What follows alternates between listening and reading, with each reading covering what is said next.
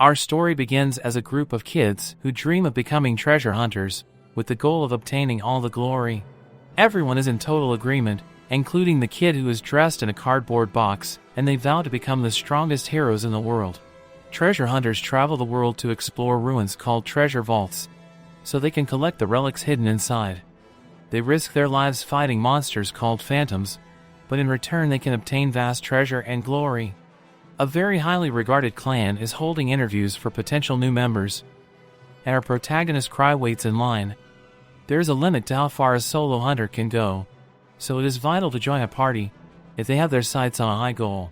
A girl named Ruta introduces herself to Cry because she is the only one around that doesn't look like a creep, but Cry awkwardly doesn't shake her hand. Ruta wants to join a party because she has been having a hard time with a certain treasure vault, but some guy mocks her for trying to do so, while only being level 3. Ruta is insulted when he calls her an amateur, but the guy points out that she is too low of a level to join the renowned First Steps clan. The guy recommends that she just go home, but Ruta challenges him to a fight. The argument is broken up, and Cry is glad that the commotion is over. Inside, Ruta is overwhelmed by all the hunters that are trying to join the First Steps clan, and she is shocked to hear that this is Cry's 5th time being at one of these interviews. Skill is everything for hunters, and those with talent can instantly make a name for themselves and climb the ranks. However, those without talent can only cling to the few chances they get. The First Steps clan consists of several parties, and the Arc Brave party is the strongest in this interview. They even managed to complete a level 7 treasure vault with just 6 of their members. Their leader is Arc Rodan, and if he accepts a hunter, then they are guaranteed to be successful. However, as far as Kai knows, the Arc Brave has never accepted a new member through one of these interviews. Their table is surrounded by a ton of interviewees, but Ruta wonders why another party only has one single empty chair. Just then the big guy named Greg comes out of nowhere and explains that the table belongs to the party that originally founded the First Steps clan. They are called the Grievers, and they came to the capital years ago. With their overabundant talent, they made a name for themselves as one of the top parties in the capital. Their full name is the Grieving Souls, and they are the party of Cry's childhood friends. This is the first time that the Grievers are accepting new members, and it is the entire reason so many people came out to the event. There is no one at the table, so it seems like this might have just been a false rumor. One red-headed kid makes his presence known by saying that he has no time for losers, and he demands to know where the Grievers are. The kid boasts about already being level 4, and he was planning to allow the capital's strongest party to recruit him. Some girl named Tino is stopped from showing this kid his place, but Tino plans to make it quick, just like her sister would do. Tino wants to teach him a lesson because she deserves to be in Grieving Souls before this kid, but Tino is reminded that the clan master told her not to make a scene. It is too late as everyone antagonizes them, and they make room for a fight.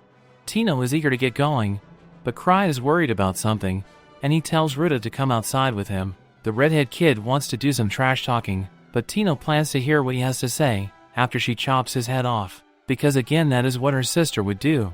As Cry makes his escape, Cry thinks about how he never should have come today. As anticipation for the fight reaches its peak, Tino senses something shocking enough to draw her attention away. Tino completely ignores the feverish chanting for the battle, and pays no attention to the redhead kid who is powering up his sword. Instead, Tino's focus is now completely on Cry. Tino shocks everyone by rushing to Cry, but what is even more strange is that she calls him master. It turns out that Cry is actually the First Steps clan master and leader of Grieving Souls. The clan was waiting for him to get started, and everyone was shocked to realize who he was. In this golden age of treasure hunters, one man stood amongst all of them, and his name was Cry. Several years before all this, Cry and his friends arrived at the capital. They were new, but they were finishing treasure vaults, suited for beginners and record speeds. One time Cry was saved by his friend, but his friend just assumed that he was just acting as bait. Cry and his friends all shared the same dream of becoming great hunters, but the amount of talent they had was not equal. Cry's 5 friends possessed monstrous potential, so Cry considered himself to be exceedingly ordinary compared to them. That was when Cry decided that he would only get in their way if he stayed with them. They were all close friends, so they never said anything, so Cry knew that he would have to decide to leave himself. Cry tried to tell them all goodbye one day, but they shockingly decided to make him their leader instead. They were all in total agreement, so Cry wondered if they even listened to what he just said. The decision was already made for him, so Cry has spent the last 4 years as the leader of a party of his gifted childhood friends. The entire time, Cry wished that he could just retire from being a hunter altogether. Back to the present, Ruta can't believe that she was talking to the clan master of First Steps. Cry was super late to the interview, because he overslept, but Ark thinks that it was just a joke. Tino tells Ark to get away from him, because she hates how superficial he is, but Ark just thinks she is joking too. Ark credits Cry for diligently scouting the crowd, but he is way off. Ark is impressed that Cry went undercover without his uniform, but again Cry points out that he really did just oversleep. Tino has had enough of Ark, so she wants him to be removed from the clan altogether, but this guy is the leader of Ark Brave. Tino is a solo hunter affiliated with First Steps, and she is an apprentice to Cry's childhood friend named Liz. Cry says that there is no room for new members in the Grieving Souls, but he gets an idea, and Cry wonders if Ark Brave would take in a new member if he recommended them. Ark trusts Cry with all his heart, so Ark says that he would. This shocks everyone in the room, because Ark Brave rarely ever accepts anyone, but Ark says that one person wouldn't hurt. Cry is glad that Ark is such a generous guy, but one of their members is furious about having someone forced onto their team. Tino assumes that she is the one he will be recommending, so she is really grateful. Tino is distracted when the redhead kid from earlier wants his revenge, but Cry says to leave him be. The kid introduces himself as Gilbert, and Cry is surprised to hear that he is at a party, even though he is a level 4. Cry can tell that this kid won't be an asset immediately, but he will become something special once he gets training from Ark and the others. However, Cry is really bad at judging people, so whoever he picks to join Ark will be based on luck. Then Cry shocks everyone when he chooses to recommend Gilbert, but only on one condition. Cry explains that the most important thing for a hunter is to not lose, because being weak only puts their party in danger. Because of this, Cry needs Gilbert to show that he is not going to lose. Cry gives Gilbert a fair warning, because he has never lost a single time since becoming a hunter. Everyone is amazed by Cry's confidence, but Cry knows that this fact is only true because he has actually never been in a proper fight before. Cry doesn't plan to fight directly this time either. Cry makes things way more interesting by telling everyone that whoever ends up with his ring will be the one he recommends to join Ark Brave. Cry starts off the madness by giving the ring to Gilbert, so Tino instantly kicks Gilbert right in his face. The ring is tossed from Gilbert's hands, and everyone wonders if he is even alive anymore. Everyone goes crazy as they go after the ring, and Cry tells them that it's actually a relic that they can keep if they get it. As the chaos intensifies, Cry says goodbye to the two he met earlier, and decides to head home. The next day, Cry is told that he made the front page news.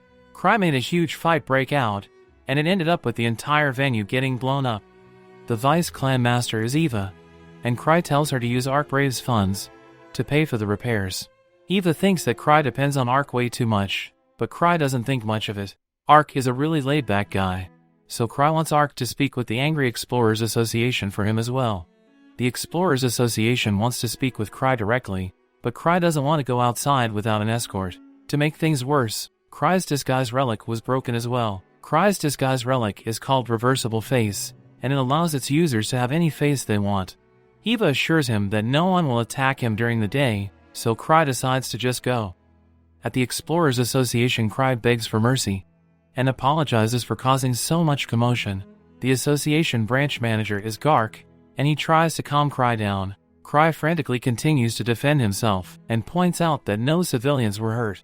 Gark's assistant wishes that Gark wouldn't scold Cry so hard, but Gark points out that he hasn't even said anything yet. Gark explains that while no one has formally complained about the incident, clans like First Step still need to set an example for the other hunters. Gark can't just let Cry go unpunished. The Explorers Association gets tons of jobs, and some of them hardly pay any money.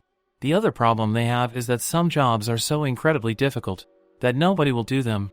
The hunters call these types of jobs chores.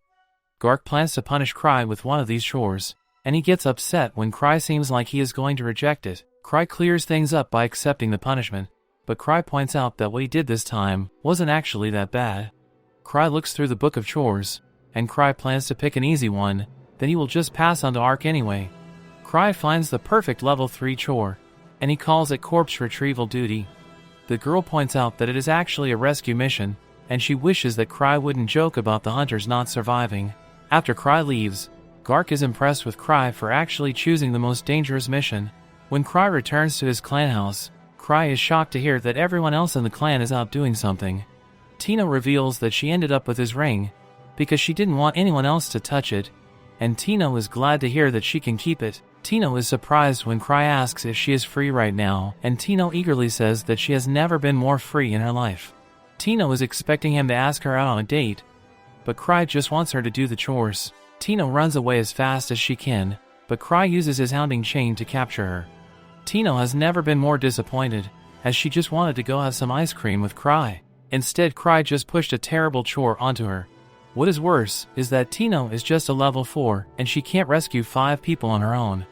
Tino knows that Cry sends his subordinates on mission, where they nearly meet their demise to make them stronger, but Tino begs Cry not to get carried away with this kind of training. Cry agrees that she shouldn't go alone. Tino assumes that this means Cry will be going with her, but Tino is disappointed to find that Cry just teamed her up with the hunters he met earlier. So now what will happen next? Subscribe to our channel to find out what will happen next. So friends, if you liked our recap video, then please like and share this video and do not forget to subscribe to the channel. Thank you for watching.